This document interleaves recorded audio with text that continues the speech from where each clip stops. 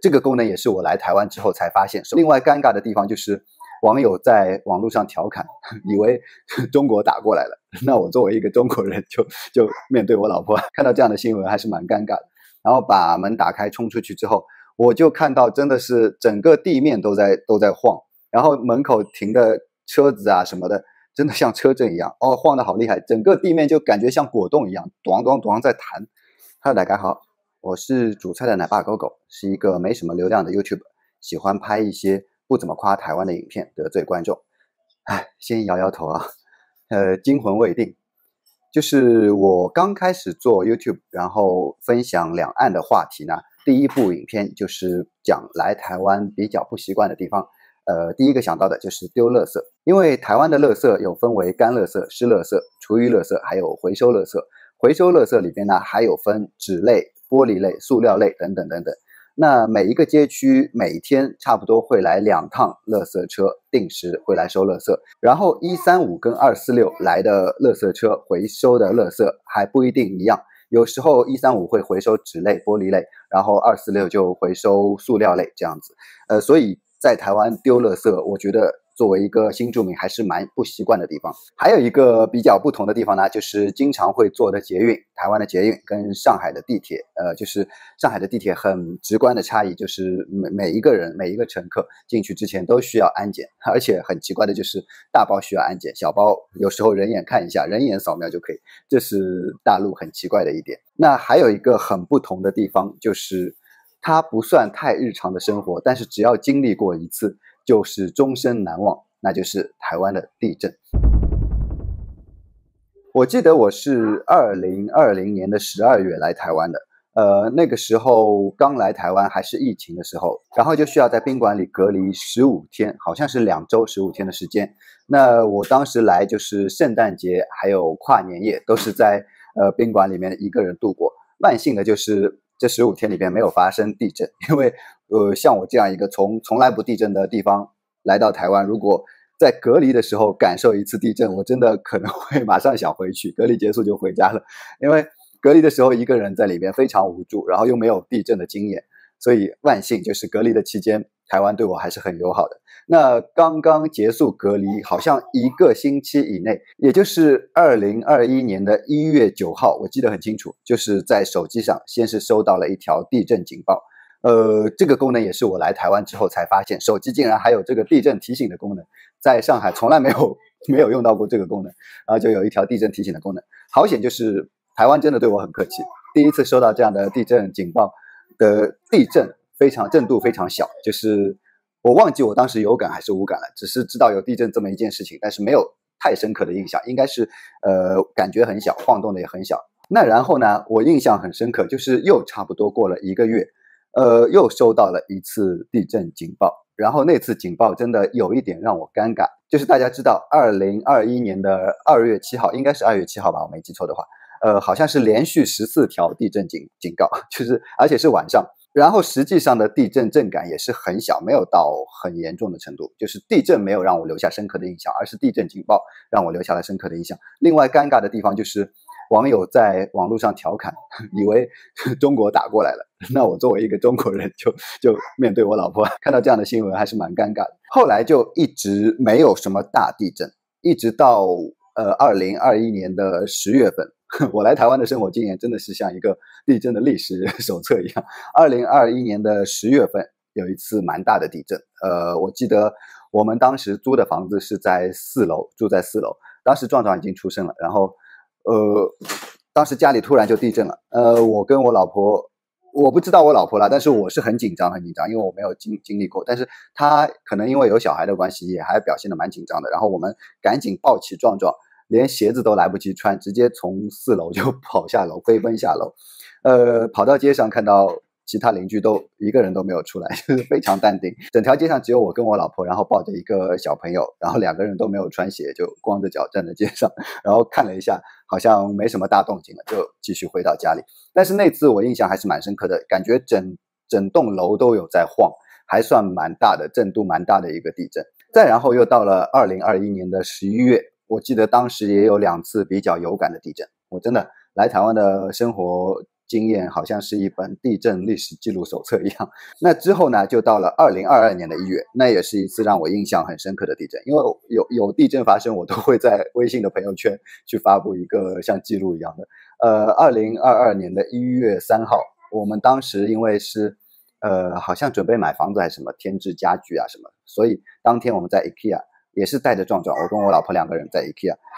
大家知道 IKEA 那个室内那个天花板是怎么样的，就是很多管道啊，很多管线啊，很多钢架啊，它因为那个天花板没有封起来，没有做顶啊，就是工业风裸露在外面。然后当时就是突然就地震，而且是震感还蛮强烈的，我觉得当时就赶紧找地方躲。我其实没什么经验对于地震，然后就而且一来就是反应不过来，就是大脑空白，就看见 IKEA 有很多枕头那里，就赶快躲到那里，感觉那些东西掉在身上也还好，就还好那个也是很短的时间，大概10几秒钟，地震就结束了，就惊魂未定，真的。然后当时连晚餐都不敢吃太久，就想赶紧吃完，然后到室外去比较安心一点。然后经过那个烛台的地方，就看见那个 IKEA 的烛台全都倒在地上，散落了一地。那次地震还是蛮可怕的，尤其是在 IKEA 看到头顶上都是那个钢梁、钢架，然后管线，就很怕那个会掉下来。然后台湾又对我客气了一段时间，就是差不多2年啊，就是2022年的1月份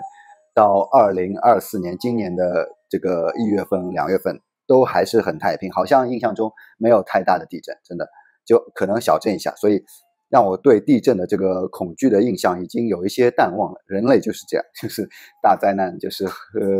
过了一段和平的时间又容易忘记。那这次真的是给了我一个终身难忘的经历吧，就是403大地震嘛。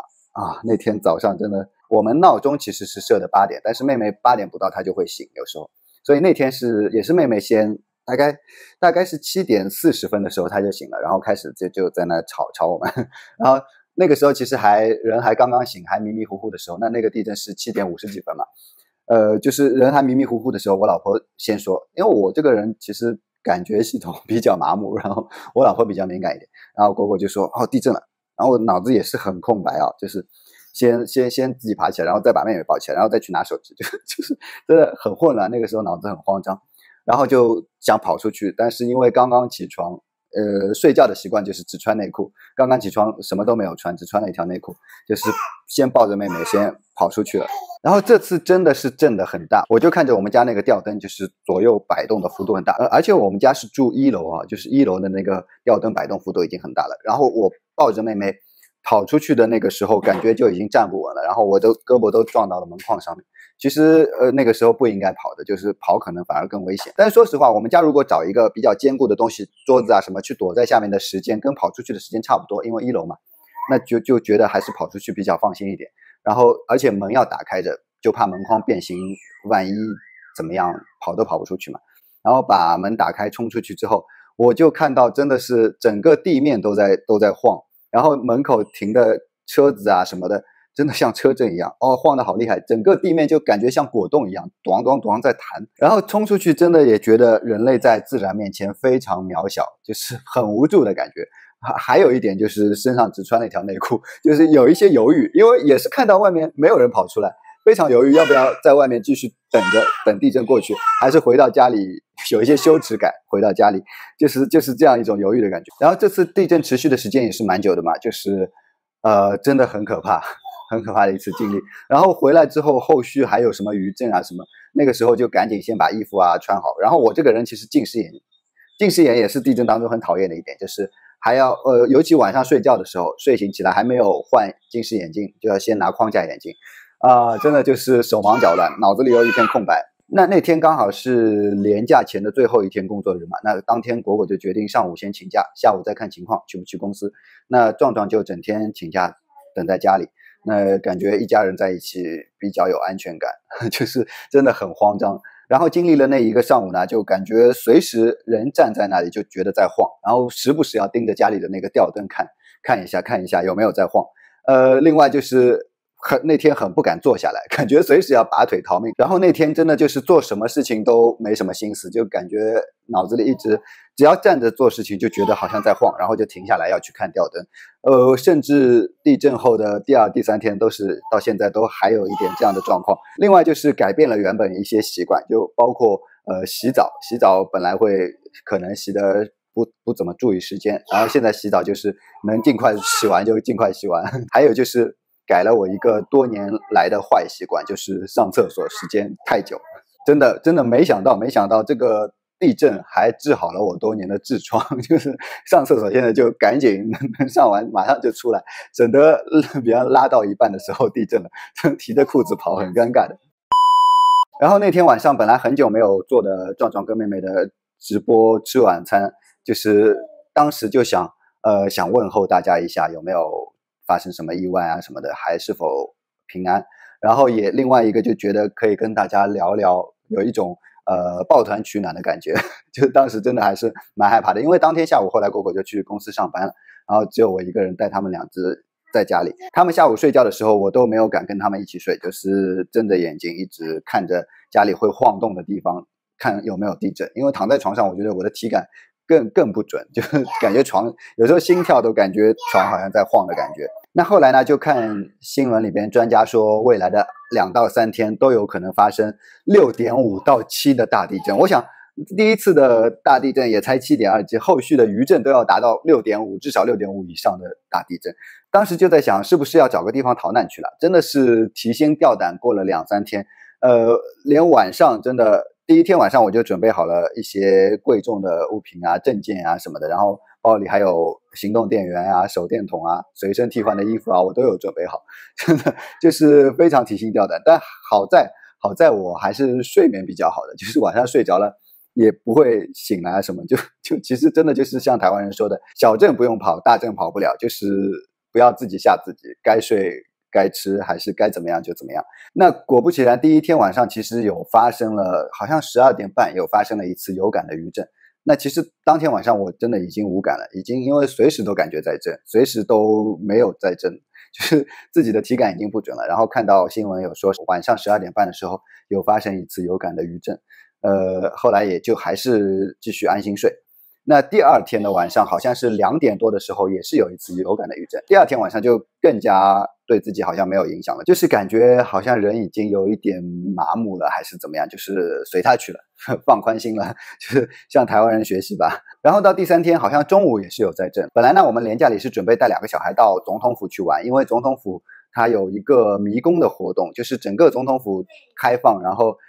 打造成儿童游玩的迷宫，我觉得很棒的一个活动。但是它因为好像地震要发布新闻还是做部署，然后就延后了，所以我们这一次连假里就没有什么特别明确的计划，那每天就带2只小的去室外玩，都不太敢去选择室内的活动项目，就是去外面公园玩啊什么的。那感觉经历了这样2、3天之后，现在已经渐渐的放宽心了，就是随他去吧，随他去吧，